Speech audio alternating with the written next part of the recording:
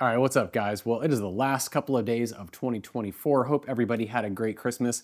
Wanted to close out what will probably be the last video of the year with a quick discussion about interior detailing tools, specifically a couple of things that I picked up this year to help sort of level up my interior detailing. That was one of the things that I wanted to do, kind of focus on this past year, was just get better at interior detailing. I don't know about you guys, but for me, it's one of those things that, you know, kind of, I don't want to say gets like totally neglected, but just maybe doesn't get the kind of love, definitely doesn't get the kind of love that the outside of the car gets. Like, you get so wrapped up in like different pH soaps and, you know, synthetic clay bars and synthetic sprays and drying aids and all this other kind of stuff that, synthetic sprays, I meant to say ceramic sprays, and drying aids and everything else that, you know, the inside of the car, I think, just does not get that same kind of love. And so this past year, I've made a couple of videos on interior detailing, including one that kind of goes through how, you know, an interior detailing really, I think, psychologically improves the driving experience. At least it does for me. If you didn't see that, check that one out. But anyway, these are not tools that are new to market by any means. Some of you probably have already seen these before, but again, these are just ones that I picked. They're new to my detailing arsenal, if you will. And if you don't have them, they might be worth checking out and possibly picking up. So let's get into it. Okay, first up on the list, drill brush, right? So you have probably seen these a couple of times, maybe a bunch of times, especially in those like detailing ASMR videos or whatever. You get a couple of different attachments on these, but really, just this flat brush, dude, this thing is awesome. Especially if you just have mats or the carpet at the base of your car, you know, hit that with like some P&S carpet bomber or some diluted APC or something like that. And yeah, these things, it just makes the cleaning process a lot easier. It does a more thorough job.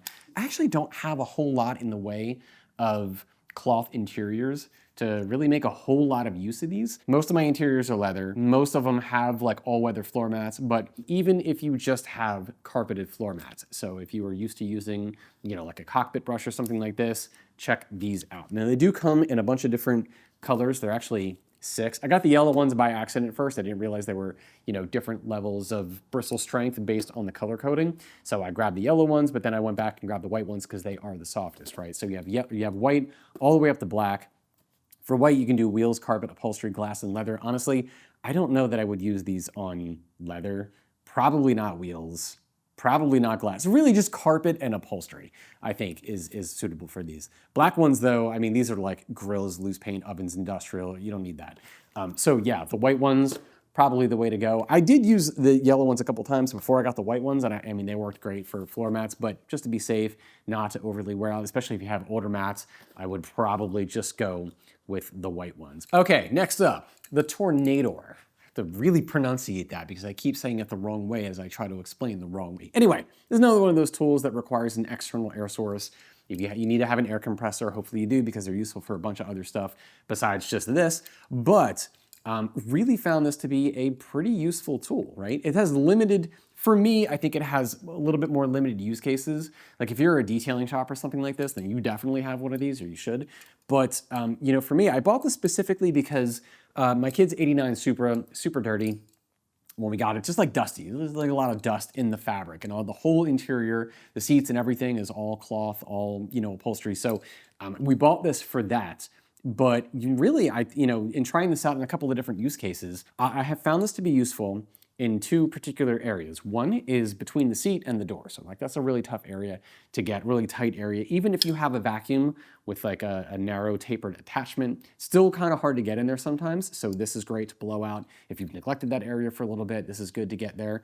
And then also under seats. So if you have, especially like an SUV, maybe you've got like a, you know, the second row where you can kind of go under a little bit.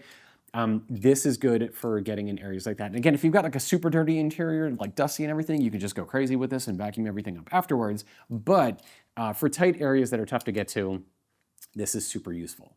I like the fact that it is very well built, nice sturdy metal, and that the cone is plastic. So like when we did the inside of my kid's car, like the whole inside of this was like practically black with the dust, but you could just run this, take it off, run it underwater, hit this with a microfiber towel, and you are good to go. So yeah, this one, again, need an air compressor, but it's worth having. It's a good excuse to buy one to get this. But again, your use case may be limited depending on how many cars you're cleaning or how, you know, dirty you let them get. But for those hard to reach areas, at the very least, I love this thing. All right, so next up is a kind of a mix But these are all Ninja scrubbers by, I believe, Autofiber. I'll leave the text underneath just in case I'm wrong. This one, if you saw the Kokemi interior cleaning video with the Polestar, Leather Star, and Top Star, I used this extensively. Not with the Top Star, because the Top Star I needed a little bit more precision, so I used a microfiber towel. But all of them have, you know, like these nylon bristles that are great for scrubbing. The other side of this is microfiber that I used a lot, and then these have sort of a waffle weave, which are really great if you have a particularly dirty interior. This one is a mitt, so like if you are doing a larger vehicle, like an SUV or a minivan, this is gonna help you get a lot more quicker coverage. You're gonna be able to do the job a lot faster, but at the end of the day, they all, I think, are awesome for different use cases. Now, they are, with the exception of the Star Scrubber, they're kind of stiff, so if you need to get into like a really tight area, you're probably gonna still use a microfiber towel. But even like a shift knob or shift boot or e-brake or whatever, this thing works awesome. So anyway, if you don't have these, I think they are worth checking out just because, you know, again, all surfaces for the most part are gonna be like kind of porous and, you know, not completely smooth. So having something that can scrub a little bit is definitely gonna get you a cleaner interior. Dude, I wanna drive that car so bad. I can't right now because like both rear tires are super low on air. Supposed to have a tire rack installer come out on Friday to replace all the tires. He bailed, had to postpone till Tuesday, which is in 2 days, but like, gah.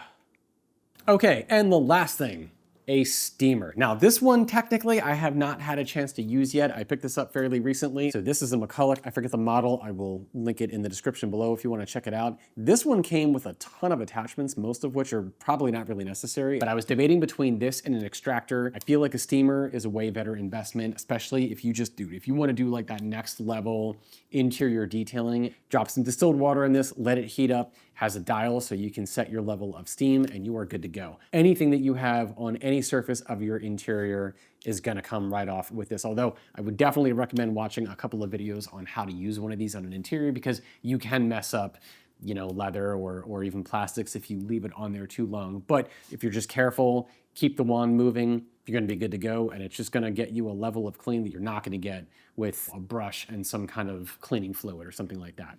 All right, guys, well, I think that's it for this one. So hopefully you found something in here useful or helpful or interesting. I will leave links to everything in the description below. Like I said, my whole, not my singular goal, but one of my goals this past year was to just do a little bit better in my interior detailing efforts. And so incorporating a couple of new tools has definitely kind of got me thinking a little bit more about, you know, that process and just being a little bit more thorough, a little bit more thoughtful and everything. So again, hope you found something interesting here, and hope you guys have an excellent, happy, wonderful, safe New Year's, and I will catch you in the next one. Thanks for watching. All right, next up is the Tornador. I'm pretty sure it's Tornador. I've seen some people say Tornador, but it makes sense to me that it's like a tornado. So man, that is hard to follow up. Woo! It seems like logical that it's tornado, you know, spits out air, so it's Tornador, whatever the f, man.